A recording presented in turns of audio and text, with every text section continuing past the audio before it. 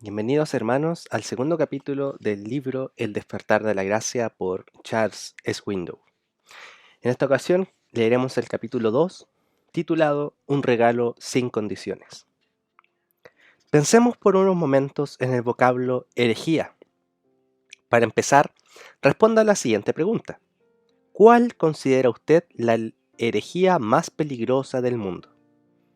La que yo tengo en mente no es tan descarada ni horrible como para hacer sonrojar a los ángeles. Es sutil y casi atractiva. Por muchísimo tiempo ha sido la favorita de muchas personas. En realidad, está presente desde los tiempos del huerto del Edén. Permítame darle algunas pistas. Es una filosofía que podemos encontrar en muchos libros de autoayuda, en muchos poemas y en muchas biografías sobre pobretones que se hacen ricos. Es un tema recurrente en muchos discursos políticos y actos de graduación. Florece en el ambiente académico. Alimenta nuestra soberbia, estimula nuestra tendencia al egocentrismo, complace nuestra carnalidad. En una palabra, es el humanismo. William Ernest Henley, nacido en Gloucester, Inglaterra, en 1849, paralizado desde la infancia, fue uno de los primeros humanistas. Escribió una obra que es comúnmente citada por estudiantes graduados con las mejores calificaciones en las escuelas secundarias de todo Estados Unidos. Invictus, desde la noche que sobre mí se cierne, negra como su insoldable abismo, agradezco a los dioses si existen por mi alma invicta. Caído en las garras de la circunstancia, nadie me vio llorar ni pestañear, bajo los golpes del destino, mi cabeza ensangrentada sigue erguida. Más allá de este lugar de lágrimas e ira, yacen los horrores de la sombra, pero la amenaza de los años me encuentra y me encontrará sin miedo. No importa cuán estrecho sea el camino, cuán cargada de castigo la sentencia, soy el amo de mi destino, soy el capitán de mi alma. Es un asunto bastante emocionante, ¿no es así? Hace que usted desee adentrarse en el tema, profundizar más e intentarlo con más ahínco, ¿verdad? Después de todo, si usted y yo poseemos almas que son invictas, el cielo es el límite. Si realmente somos nuestro propio amo y capitán, que se cuida el mundo. Apartado 1. Advertencia. Una herejía anda suelta. ¿Usted ha escuchado palabras como esas, o no? Si es como yo, seguro que las he escuchado desde que eras apenas un niño. Tienen una apariencia correcta e inspiradora. Llegue a lo más profundo de su ser y motívese lo suficiente y podrá lograrlo todo por sí mismo. Podrá resistir cualquier dificultad, nada estará fuera de su alcance. Siga adelante, escale cada vez más alto. Usted puede hacer de su persona lo que quiera, hasta puede alcanzar el cielo. Eso que parece tan correcto, en realidad es una herejía, y es la que yo considero la más peligrosa del mundo. ¿En qué consiste? Consiste en enfatizar lo que nosotros hacemos por Dios en lugar de lo que Dios hace por nosotros. Lo reitero, enfatizar lo que nosotros hacemos por Dios en lugar de lo que Dios hace por nosotros. Algunos están tan convencidos de lo contrario que me lo discutirían con vehemencia. Son los que con frecuencia declaran que su versículo favorito de la Biblia es Dios ayuda a los que se ayudan a sí mismo, aunque en realidad no hay ningún versículo en la Biblia que diga esto. El hecho es que Dios ayuda a los desvalidos, a los que no se lo merecen, a los que no cumplen con las expectativas. A pesar de todo, esta herejía tiene más auge ahora que en cualquier otra época de la historia. Muchas personas se ven a sí mismas como los amos de su propio destino, capitanes de sus propias almas. Esta es una filosofía antigua, muy enraizada en el corazón humano. ¿Cómo habría de ser de otra manera? Esta filosofía respalda el tema favorito de la humanidad de todos los tiempos, el yo. Veamos una de las primeras veces en que ésta se presentó al comienzo de las Escrituras. Muchos siglos antes de Cristo, aún antes de que hubiesen surgido las diversas lenguas y dialectos, tribus y naciones, el pueblo de la tierra vivía en una área llamada Sinar y hablaba la misma lengua universal. Por voto unánime, decidieron construir una estructura enorme, una torre, cuya cúspide alcanzaría el cielo mismo. El relato bíblico dice así: toda la tierra hablaba la misma lengua y las mismas palabras, y aconteció que según iban hacia el oriente, hallaron una llanura en la tierra de Sinar, y se establecieron allí. Y se dijeron unos a otros: vamos, fabriquemos ladrillo y cosámoslos bien. Y usaron ladrillo en lugar de piedra y asfalto en lugar de mezcla. Y dijeron: vamos, edifiquémonos una ciudad y una torre cuya cúspide llegue hasta los cielos, y hagamos un nombre famoso, para que no seamos dispersados sobre la faz de toda la tierra. Génesis 11 del 1 al 4. La Biblia al día dice que les llamaron a esa construcción un monumento soberbio y eterno a ellos mismos. ¿No resulta atractivo? ¿No suena como algo que atraería la atención de todo el mundo? Nadie podría resistirse a algo así. Era una oportunidad única en la vida. Me puedo imaginar a la Cámara de Comercio de Sinar promoviendo un nuevo lema: Gloria al hombre en las alturas, mientras reclutaban obreros. Todo el mundo colaboró en esa empresa. Esta torre siempre me ha intrigado, especialmente en lo que se refiere a la cúspide que llegaría al cielo. Recuerdo cuando era niño en la escuela dominical y me mostraba figuras de la Torre de Babel. Todas las figuras mostraban el extremo superior perdiéndose entre las nubes. En mi mente infantil daba por sentado que la torre literalmente penetraba los cielos hasta el mismo trono de Dios, pero no había forma de que semejante estructura hubiese podido ser erigida. Era viable hacer construcciones de gran tamaño, pero nunca de tal envergadura.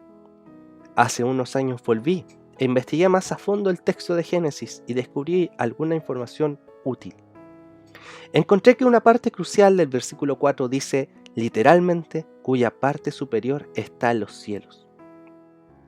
La pequeña preposición con es una preposición de acompañamiento o representación.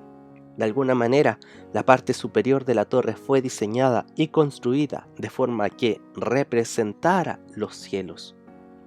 En mi estudio supe que hace unas décadas se llevó a cabo una extensa excavación en la tierra de Sinar. No se encontró una torre, sino varias, los zigurat, estructuras cónicas con un camino en forma de espiral alrededor para subir por ellas. Y entre esas diversas viviendas cónicas de la región había una torre que sobresalía entre las demás. Hay muchas posibilidades de que se tratara de la torre que hace alusión Génesis 11. Lo más interesante es que se descubrió que en esa torre en particular estaban escritos los signos del zodiaco en la parte de piedra del cono en dirección a la cúspide. Los signos y símbolos que representaban los espacios estelares, comúnmente llamados cielos, aparecían en la cúspide de la torre. Era como si fuese un antiguo altar allí en la altura, como si expresara: «Qué bueno es Dios, nos contempla desde arriba, mira nuestra ciudad y se complace con nuestros esfuerzos. Piensen en la fama que tendremos cuando alcancemos renombre. Dios no podrá sino darnos su bendición por todo lo que hemos logrado». Era la época dorada del humanismo. Pero en realidad, ¿qué pensó Dios acerca de esta original construcción dedicada a la gloria del hombre? Para empezar, de inmediato penetró en lo íntimo de sus pensamientos. Génesis 11 del 5 al 6 dice: «Y el Señor descendió para ver la ciudad y la torre que habían edificado los hijos de los hombres. Y dijo el Señor: He aquí, son un solo pueblo, y todos ellos tienen la misma lengua. Y esto es lo que han comenzado a hacer, y ahora nada de lo que se propongan hacer les será imposible». No se equivoque, el esfuerzo humano puede lograr resultados increíbles. Nadie debería subestimar la habilidad de los seres humanos. Dios mismo lo reconoce, porque vemos que dice, esto es solo el comienzo de toda una vida con la misma tendencia, no hay límite, lo que se propongan lo van a hacer. Y entonces Dios hizo algo que detuvo la obra. Vamos, bajemos, y allí confundamos su lengua, para que nadie entienda el lenguaje del otro. Génesis 11, versículo 7. Lea cuidadosamente los próximos 2 versículos. Observe que Dios nunca destruyó la torre de Babel. Los obreros deliberadamente la dejaron inconclusa. Leamos Génesis 11 del 8 al 9. Dice así: Así los dispersó el Señor desde allí sobre la faz de toda la tierra, y dejaron de edificar la ciudad. Por eso fue llamada Babel, porque allí confundió el Señor la lengua de toda la tierra, y de allí lo dispersó el Señor sobre la faz de toda la tierra. Me pregunto cuántas generaciones cruzaron la región de Sinar y contemplaban cómo el tiempo deterioraba lentamente las torres. Sin embargo, creo que el número de personas no fue suficiente. La humanidad no aprendió la lección que Dios se proponía enseñarle en Babel.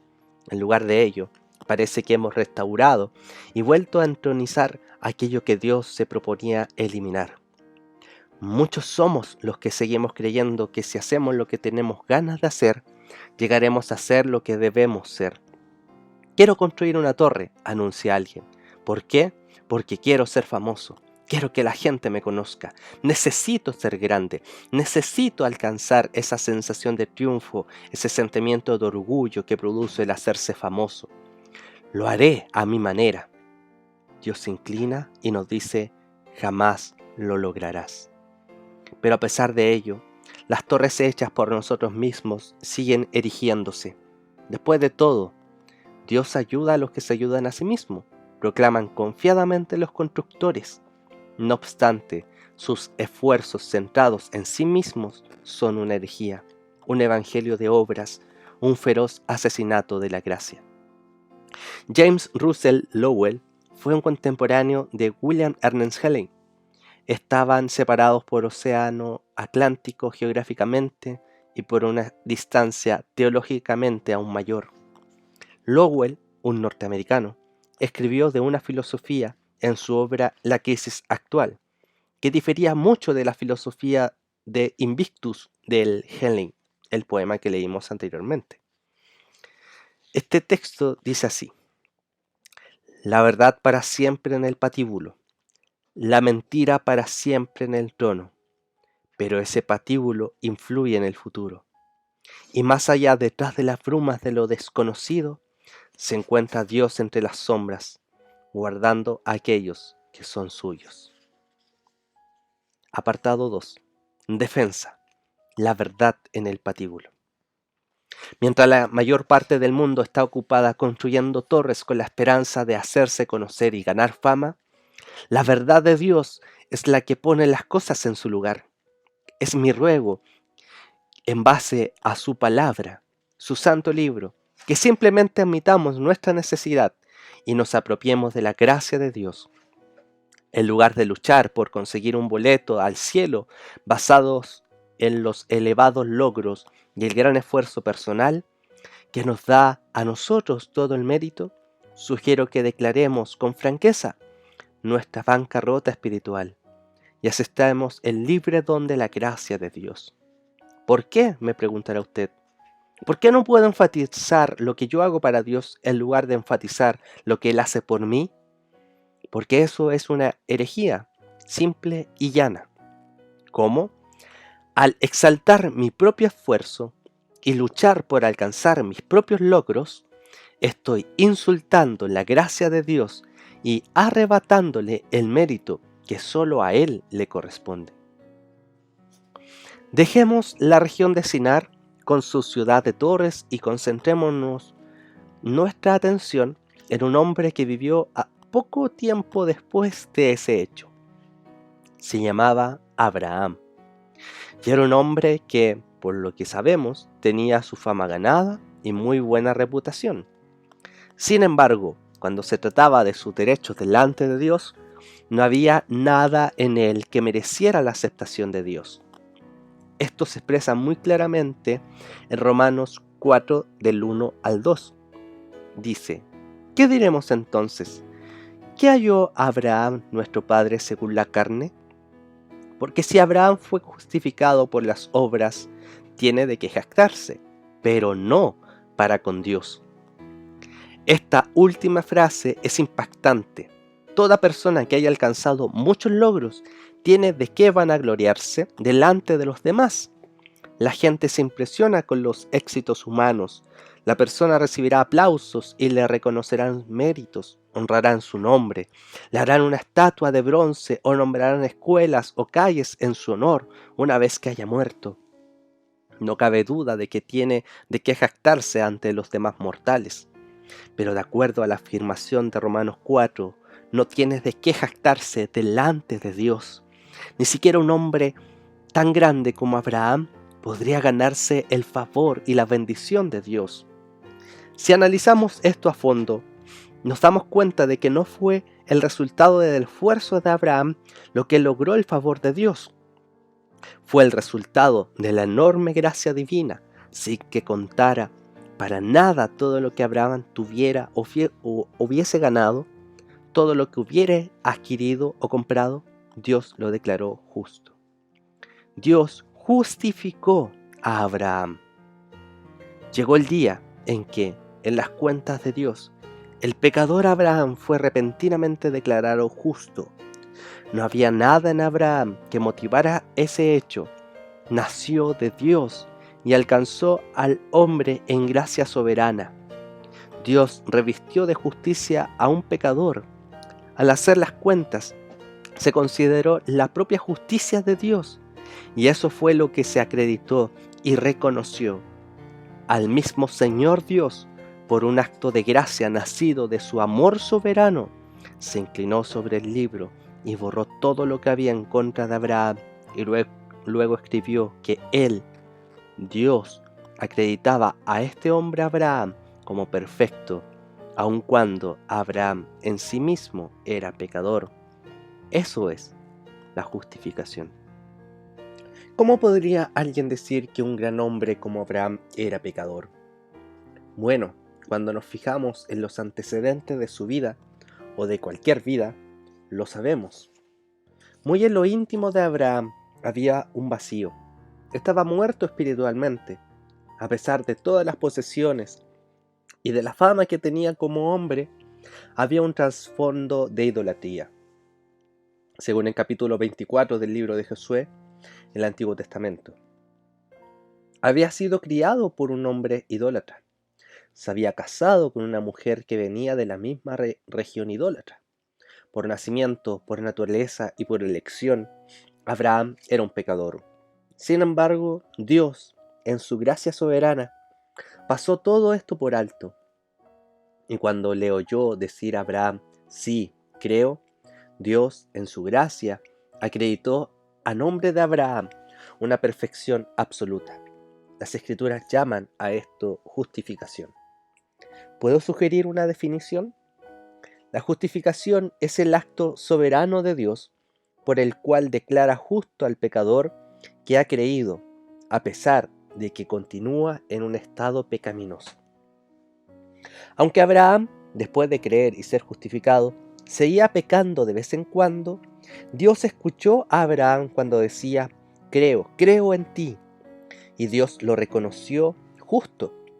Esto sucedió a pesar de que Abraham continuaba en un estado pecaminoso, pero nunca más debía preocuparse por el lugar que ocupaba delante de Dios. Recibió lo que no merecía ni podía ganar por su cuenta. Una vez más, le recuerdo, eso es gracia. ¿Será único Abraham? La respuesta se encuentra en los dos versículos siguientes, en Romanos 4, del 4 al 5. Ahora bien, al que trabaja, el salario no se le cuenta como favor, sino como deuda. Mas al que no trabaja, pero cree en aquel que justifica al impío, su fe se le cuenta por justicia. La mayoría de las personas que conozco están a la expectativa del día de pago. Usted también, ¿no es verdad? Por una semana o quizás por una quincena, se dedica con esmero al trabajo. Cuando llega el día de pago, recibe por su esfuerzo un cheque bien ganado, totalmente merecido. No he conocido a nadie que se incline ante su patrón y le diga: gracias, muchas gracias por este obsequio maravilloso que no merezco. ¿Cómo podré agradecérselo? Si lo hiciéramos, nuestro empleador se desmayaría. Por cierto, pensaría: ¿qué le pasa a este tipo? ¿Por qué? ¿Por qué el cheque no es un obsequio? Usted se lo ha ganado, se lo merece. Cámbielo, gástelo, ahórrelo, inviértelo, regálelo. Después de todo, se lo ganó con esfuerzo. En el campo laboral, donde los salarios se negocian y se discuten, no hay tal cosa como gracia. Ganamos cada centavo que recibimos. Trabajamos por nuestra paga. No se nos cuenta el salario como gracia, sino como deuda. Sin embargo, con Dios la economía funciona de una manera totalmente diferente. No hay una relación de empleador-empleado con Dios. En términos espirituales, usted y yo no nos hemos merecido otra cosa que la muerte.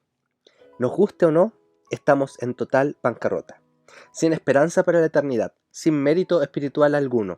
No hay nada en nosotros que nos gane el favor a los ojos de nuestro Padre Celestial, santo y justo. No hay nada que podamos ganarnos para que Él diga: ajá, ahora quizás ya te merezcas una vida eterna conmigo. No hay manera de lograrlo. En realidad, el individuo que vive moralmente no está en mejores condiciones de merecer el favor de Dios que aquel que ha hecho de su vida un total desastre y vive en constante desobediencia moral.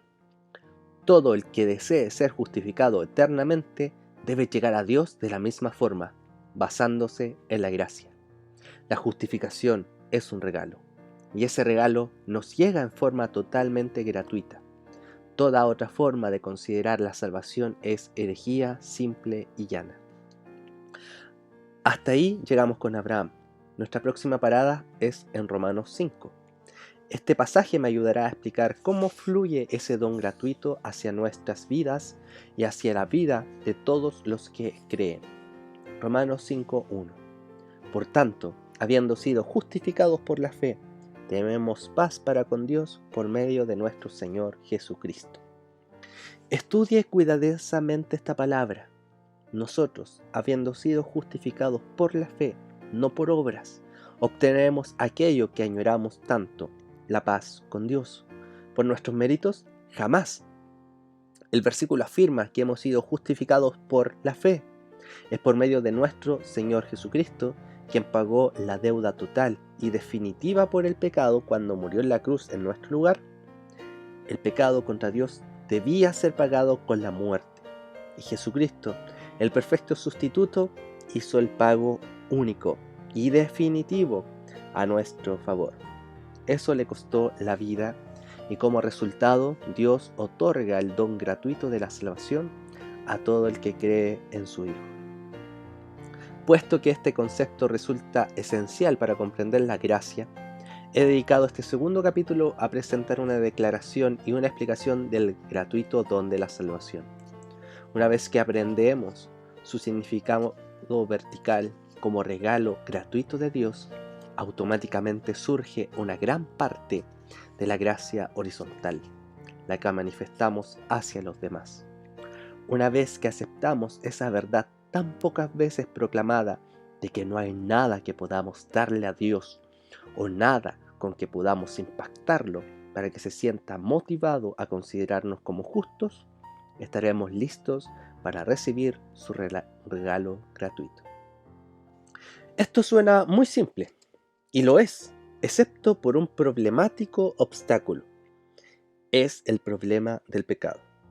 No hay cantidad de instrucción, de lectura, de asistencia a la iglesia que resuelva nuestro problema.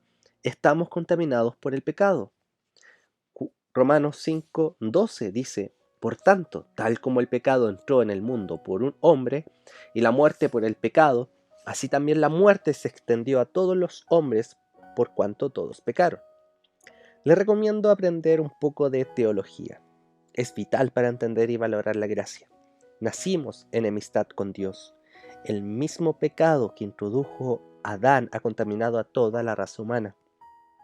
Nadie es inmune a la enfermedad del pecado. y no hay logro humano que pueda borrar la mancha interior que nos separa de Dios.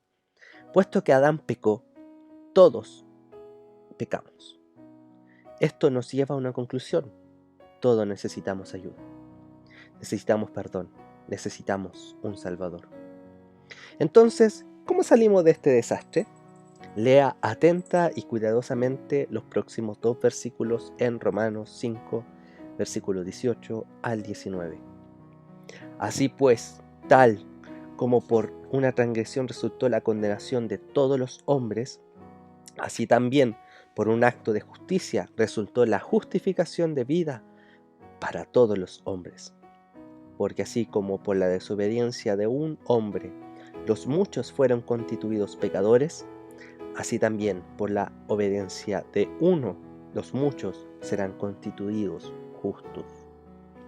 Extraordinario. ¡Qué noticia tan tranquilizadora!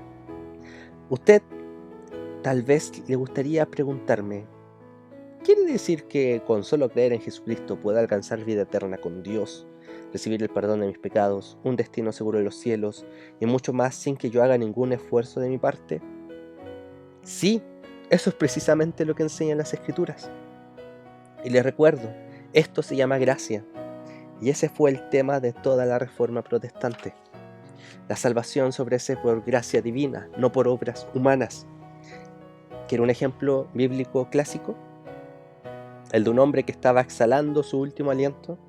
El hombre que tengo en mente es uno que estaba agonizando sobre una cruz, colgado junto a Jesús cuando nuestro Señor fue crucificado. ¿Recuerda esa escena? El hombre le dijo a Jesús, acuérdate de mí cuando vengas en tu reino.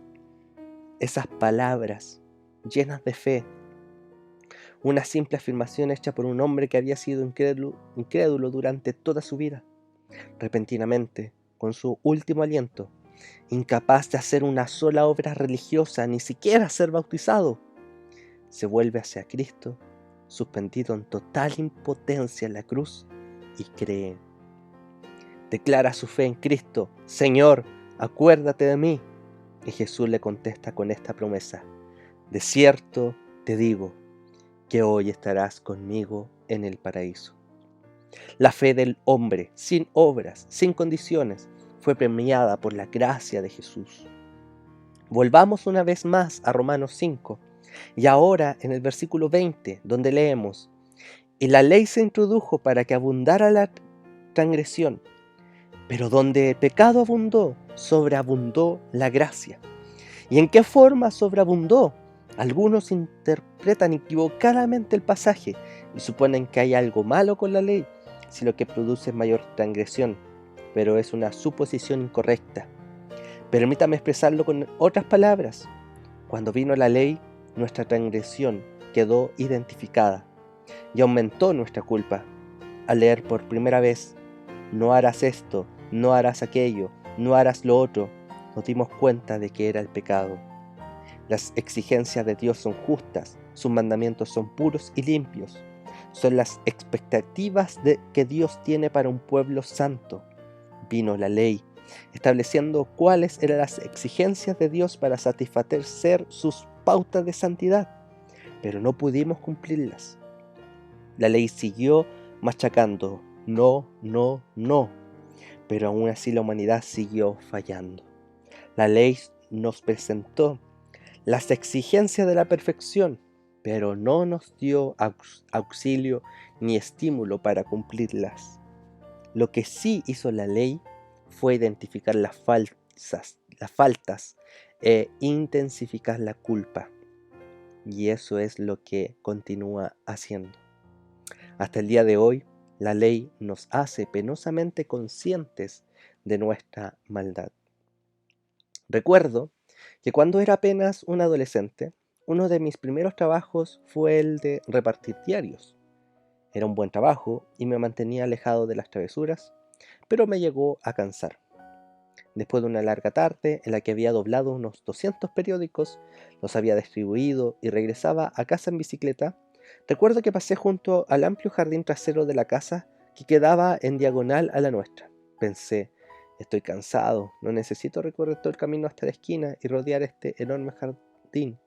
Puedo atravesarlo y estaré en casa en un santiamén. Era un desvío fácil y rápido.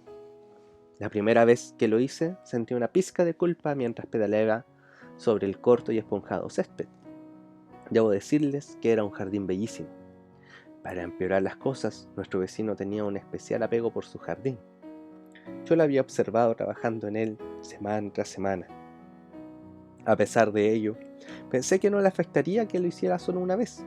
La tarde siguiente venía pedaleando por la misma calle y pensaba, me pregunto si debería usar la misma desviación.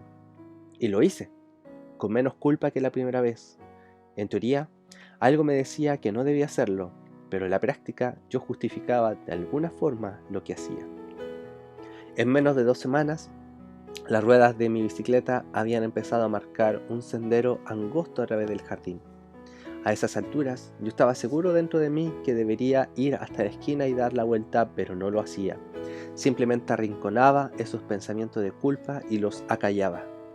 Al final de la tercera semana, apareció un pequeño cartel, pero bien visible en la vereda, bloqueando mi entrada a la senda que había abierto. Decía, no pisar el césped, prohibida las bicicletas. Lo único que le faltaba al cartel era mi nombre al comienzo.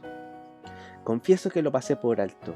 Giré en torno al cartel y retomé la senda, mirando de reojo el letrero mientras seguía. Admito que me sentía peor que antes. ¿Por qué? Porque el letrero identificaba claramente mi falta, lo que a su vez intensificaba mi culpa. Pero lo más interesante es que el cartel no impidió que yo siguiera cruzando por el jardín. De hecho, me producía una extraña fascinación hacerlo. De alguna forma, era como si me empujara a seguir haciéndolo. Uno de mis mejores amigos me contó en un viaje que efectuó a la ciudad de San Francisco, durante el cual vio un letrero muy raro. Este decía, trate de no pisar el césped. Mi punto, cuando vea un letrero, el letrero no tiene poder alguno para hacer que lo obedezca. Definitivamente identifica el pecado dentro de nosotros y se intensifica la culpabilidad cuando lo pasamos por alto, pero no ofrece ningún poder para frenarnos. Lo mismo sucede con la ley. La ley vino y con letras muy claras grabadas por el dedo mismo de Dios. Esto es santidad. Honren mi nombre acatando mi ley. Pero la realidad es que nadie podía cumplirla, lo cual explica la declaración de Romanos 5:20, que dice que el pecado abundó. La ley pone de manifiesto el pecado, pero no lo detiene. ¿Cómo detener el remolino? ¿Hay alguna esperanza? La respuesta está en el mismo versículo. Donde el pecado abundó, sobreabundó la gracia. ¡Qué grandioso! La gracia superó al pecado, lo venció y de esa manera trajo esperanza. Permítame ampliar aún más la afirmación de las Escrituras. Donde el pecado abundó, la gracia entró a raudales. Donde el pecado aumentó de forma mensurable, la gracia aumentó de forma inmensurable. Donde el pecado era finito, la gracia era infinita. Donde el pecado era colosal, la gracia fue supercolosal. Donde abundó el pecado, sobreabundó la gracia. El pecado identificado por la ley no pudo detener el flujo de la gracia de Dios. La muerte de Jesús en la cruz fue la paga suficiente por el pecado e hizo que la gracia actuara de forma no solo adecuada, sino abundante. Augustus Toplady, un clérigo anglicano del siglo XVIII, lo describió así: los terrores de la ley de Dios conmigo nada tienen que ver. La obediencia en sangre de mi Salvador oculta todas mis transgresiones de la vista. Apartado 3. Una explicación. Gracia para los pecadores. En los próximos minutos, deleítese en el siguiente pasaje, registrado por Pablo en su carta a los Efesios. Tómese su tiempo, no se apresure. Efesios 2, del 1 al 9.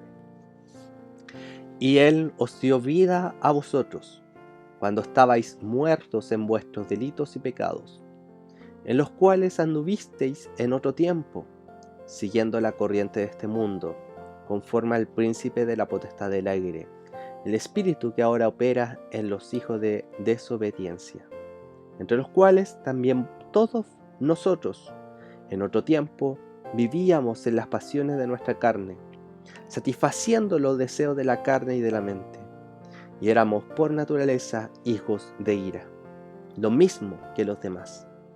Pero Dios, que es rico en misericordia, por causa del gran amor que nos amó, aun cuando estábamos muertos en nuestros delitos, nos dio vida juntamente con Cristo. Por gracia habéis sido salvados. Y con Él nos resucitó, y con Él nos sentó en los lugares celestiales en Cristo Jesús, a fin de poder mostrar en los siglos venideros las sobreabundantes riquezas de su gracia por su bondad para con nosotros en Cristo Jesús. Porque por gracia habéis sido salvados, por medio de la fe, y esto no de vosotros, sino que es don de Dios, no por obras para que nadie se gloríe. Amén. Preste mucha atención a estas 10 sencillas palabras. Por gracia, por medio de la fe, don de Dios. Uno de mis grandes anhelos es estar algún día glorioso en un lugar donde no haya sitio para la vanagloria, para el egoísmo, para la promoción personal. ¿Sabe dónde será eso? En el cielo. No habrá testimonios que suenen muy espirituales y que captan la atención hacia los logros súper colosales de algunas personas. Nada de eso. Todos tendrán escrito sobre su vida la palabra gracia. ¿Cómo llegaste aquí? Por gracia. ¿Qué lo hizo posible? La gracia. ¿Cómo te llamas? Gracia. Allá habrá más personas con ese nombre que con ningún otro. Por todos lados, gracia, gracia, gracia. Cuando yo cursaba el seminario, había un muchacho que luchaba con lo académico. Quiero decir, realmente luchaba. Y se sentía muy agradecido si solo pudiera terminar el seminario. Todavía recuerdo ir al correo donde todo el mundo recibía sus exámenes corregidos. Invariablemente habría un puñado de muchachos en el rincón preguntando: ¿qué sacaste en la número 4? Bueno, me dieron tal y tal. ¿De veras? Escribí lo mismo, pero la número 4 me la marcó incorrecta. No obstante, había un muchacho que nunca participaba de esas comparaciones absurdas. Él abría su buzón de correo tranquilamente, sacaba su cuadernillo del examen y antes de que leyera su calificación, escribía en letras grandes en la parte delantera del examen: gracia. Si sacaba una mala calificación, gracia. Si sacaba una buena, gracia. Si aprobaba el examen, eso era suficiente, gracia. Aprendí una valiosa lección de mi amigo. Eso es lo único que cualquiera de nosotros tiene derecho a decir. Nada en mis manos traigo, simplemente a tu cruz me aferro. Cuando apelamos solo a la gracia, ¿para quién es el mérito? Para aquel que murió en la cruz. Ahora la pregunta importante: ¿entiende por qué los asesinos de la gracia atacan esta gran verdad? Por supuesto, porque le quita la esencia a la religión del hágala usted mismo y llévese la gloria. Como en los tiempos de Lutero, aparecen en cada generación esgrimiendo convincentes argumentos. Tiene que esforzarse mucho, o bien tiene que renunciar a esto o aquello, debe hacer esto o aquello, y además debe demostrar la sinceridad de su fe, y también, antes de que Dios pueda hacer esto en su vida, debe merecerlo haciendo esto o aquello. Olvídese. Dios le ofrece, por gracia, el gratuito don del perdón. Lo único que usted puede hacer es recibirlo. Una vez que lo acepta, recibirá el poder para rendirse, perseverar, continuar, abandonar, empezar y todo lo demás. Pero no se confunda respecto a la salvación. Usted la recibe exclusivamente en base al regalo gratuito de Dios. A pesar de todo lo que pueda escuchar en otro sentido, el énfasis no se encuentra en lo que nosotros hacemos para Dios. Por el contrario, la clave está en lo que Dios ha hecho por nosotros. Hace algún tiempo, mientras yo estaba estudiando más a fondo este tema de la increíble gracia de Dios, encontré un poema de Dorothea Day en la cual ella respondía al poema Invictus de Shelley, con palabras que llegaban justo al meollo de su filosofía humanista. El poema dice así: mi capitán, más allá de la luz que me deslumbra, brillante como el sol, de polo a polo, agradezco a Dios, que sé que es, por Cristo, el conquistador de mi alma. Dado su dominio de las circunstancias, no retrocedería ni clamaría a voces. Bajo ese gobierno que los hombres llaman ventura, mi cabeza con gozo está humildemente sometida. Más allá de este lugar de pecado y lágrimas, es vida con él, y suya es la ayuda. A pesar de la amenaza de los años, me guarda y me aguardará sin temor. No tengo temor, aun cuando estrecha sea la puerta. Él despejó de castigo el fallo. Cristo es el amo de mi destino. Cristo es el capitán de mi alma. ¿Se puede decir honestamente que Cristo es el maestro de su destino, el capitán de su alma? Créame, su nombre es el único nombre que le llevará desde la tierra al cielo cuando se muera.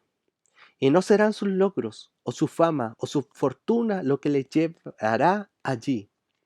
Se le concederá entrada porque usted aceptó el regalo gratuito de la vida eterna. Nada más, nada menos, ni otra cosa. Hay una sola palabra de contraseña, una sola para entrar al cielo, y esa palabra es gracia.